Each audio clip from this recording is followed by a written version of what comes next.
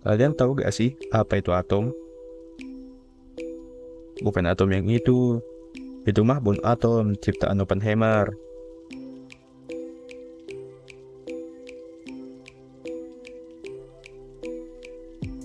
Nah, ini yang gue maksud. Atom, suatu objek terkecil di alam semesta di mana intinya tersusun dari kumpulan proton dan neutron serta para elektron-elektron yang mengelilinginya. Sekilas dari bentuknya, atom ini seperti tata surya di mana matahari adalah intinya dan planet-planet sebagai elektronnya. Tapi pernah gak sih kalian bertanya-tanya, bagaimana dan oleh siapa benda terkecil di dunia ini ditemukan? Sebelum kita menjawab pertanyaan itu, putar dulu dong intronya.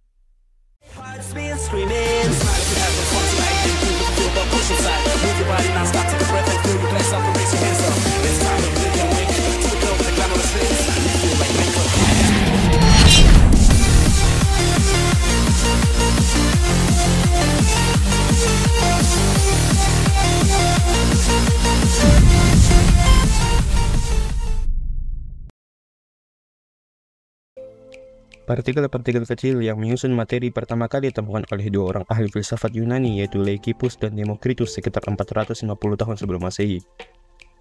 Dua orang filsuf Yunani, yaitu Leucippus dan Democritus, mengatakan bahwa setiap atau semua materi disusun oleh partikel-partikel yang sangat kecil dan tidak dapat dibagi-bagi. Partikel-partikel kecil itu diberi nama atom. Kata atom sendiri berasal dari bahasa Yunani, yang berasal dari kata atomos, yang berarti tidak dapat dibagi-bagi atau dalam kurung indivisible. Perkembangan teori atom dibagi menjadi 5 fase, yaitu yang pertama atom Dalton, 2 atom Thomson, 3 atom Rutherford, 4 atom Bohr, dan yang kelima mekanika kuantum. Tokoh pertama yang mengawali perkembangan teori atom ialah John Dalton. Ia menyatakan pendapatnya tentang atom pada tahun 1803. Teori atom Dalton didasarkan pada dua hukum, yaitu hukum Lavoisier atau hukum kekekalan massa dan hukum Proust atau hukum kesusunan tetap. Isi teori atom John Dalton adalah seperti berikut.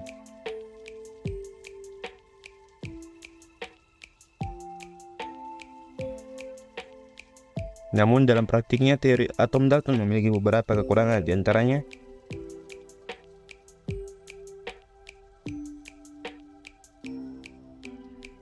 teori atom Dalton hanya mampu bertahan selama 90 tahun. Hal itu dikarenakan pada tahun 1886, Eugene Goldstein telah menemukan partikel listrik yang memiliki muatan positif dan yang sekarang kita kenal dengan nama proton. Sedangkan pada tahun 1897, seorang ilmuwan bernama Thomson mendapatkan penemuan berupa partikel bermuatan negatif yang diberi nama elektron. Setelah teori atom Dalton, tokoh perkembangan teori atom selanjutnya adalah teori atom Thomson. Dalam perkembangannya, Thomson memperbaiki kekurangan-kekurangan yang ada pada teori atom Dalton sebelumnya. Pada tahun 1897, Thomson menemukan partikel yang bermuatan negatif dan disebut dengan elektron. Teori atom Thomson bisa disebut dengan sebutan teori roti kismis. Dinamakan roti kismis karena muatan negatifnya atau elektron dalam kurung kismis mengelilingi atom yang bermuatan positif dalam kurung roti. Secara garis besar, teori atom John Thomson dapat disimpulkan menjadi beberapa garis besar. Inti dari teori atom Thomson ialah sama seperti teori atom Dalton, teori Thomson juga memiliki kekurangan. Berikut beberapa kekurangan dari teori atom Thomson. Perkembangan teori atom selanjutnya adalah teori atom Rutherford. Rutherford dan kedua asistennya menemukan inti atom pada tahun 1910. Inti atom memiliki jari-jari yang lebih kecil dari jari-jari atomnya. Teori yang ditemukan oleh Rutherford berasal dari eksperimen penembakan inti atom lempengan emas dengan partikel alfa. Sebuah partikel dengan massa 4 kali massa atom hidrogen, muatan positif sebesar 2 kali muatan elektron. Eksperimen ini dinamakan Geiger-Marsden. Penemuan eksperimen ini diambil dari dua murid Rutherford, yaitu Hans Geiger dan MS Marsden. Ketika melakukan eksperimen, Rutherford membuat rancangan percobaan penembakan atom emas dengan partikel alfa yang dipancarkan unsur radioaktif. Setelah dipancarkan, hasilnya adalah radioaktif. Itu ada yang dipantulkan, diteruskan, dan dibelokkan. Adapun beberapa inti atau garis besar dari teori atom Rutherford adalah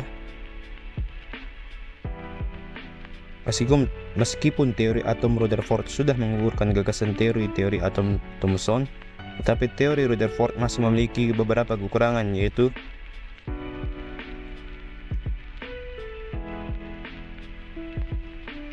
setelah teori atom Rutherford sudah mulai tersebar dan digunakan, para ilmuwan sepakat bahwa sebuah atom terdiri dari elektron dan inti atom. Teori atom Bohr berawal dari kelemahan teori atom Rutherford. Kelemahan itu adalah lintasan elektron yang disampaikan Rutherford belum sempurna dan menjelaskan struktur suatu atom karena dianggap bertentangan dengan teori elektrodinamika klasik Maxwell.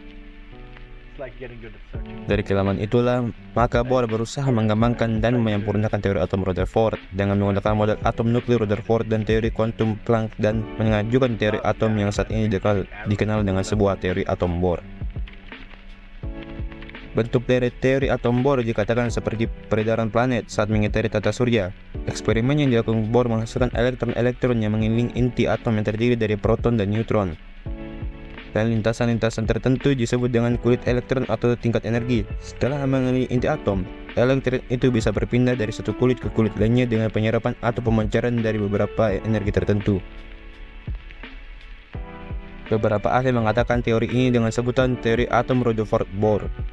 Penamaan ini terjadi karena model atom Bohr merupakan modifikasi dari model atom Rutherford.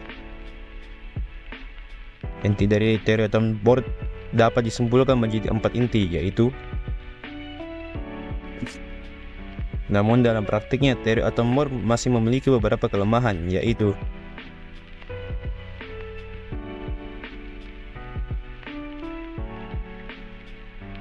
teori perkembangan atom yang terakhir ialah mekanika kuantum. Alasan teori mekanika kuantum dikembangkan adalah untuk menyempurnakan teori atom Bohr. Teori mekanika kuantum disempurnakan oleh Erwin Schrödinger yang merupakan fisikawan dari Austria dan peraih Nobel Fisika pada tahun 1933. Pengembangan teori atom modern berdasarkan hipotesis de Borel. Menurut Louis de Borel, berlaku sifat dualisme pada elektron, yaitu elektron bukan hanya sekadar partikel, tetapi juga gelombang. Dengan kata lain, elektron akan bergerak seperti gelombang dan memiliki lintasan yang juga merupakan gelombang. Bukan hanya Schrödinger yang mengembangkan teori atom modern, tetapi ada peneliti yang bernama Werner Heisenberg. Heisenberg dan Schrödinger bekerja sama untuk mengembangkan teori atom modern. Teori yang sudah dikembangkan oleh dua peneliti saat ini disebut dengan teori atom mekanika kuantum.